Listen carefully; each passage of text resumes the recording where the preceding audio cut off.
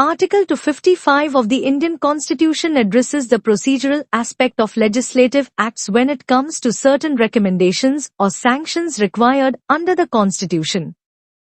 It clarifies that the absence of such recommendations or sanctions will not invalidate an act, provided the necessary assent is obtained afterward.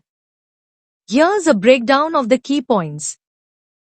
Purpose. Article 255 ensures that legislative acts are not invalidated merely because certain procedural requirements, such as getting a recommendation or sanction, were not fulfilled at the appropriate time.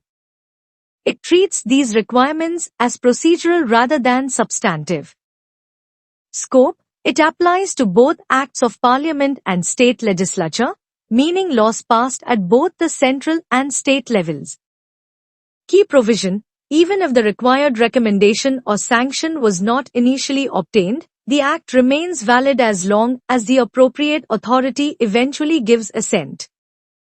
This makes the issue of recommendations or sanctions a procedural matter, not one that could lead to the nullification of the law. The clause is divided into three scenarios.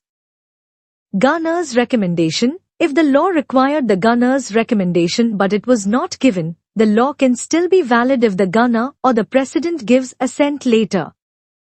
Rajpramukha's recommendation.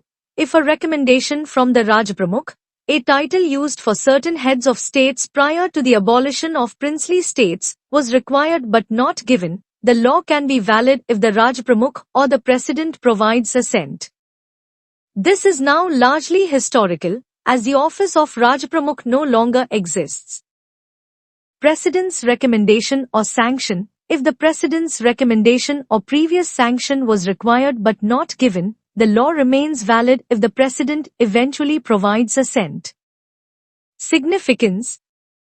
Article 255 ensures flexibility in the legislative process by focusing on the final outcome, assent, rather than rigidly adhering to every procedural requirement.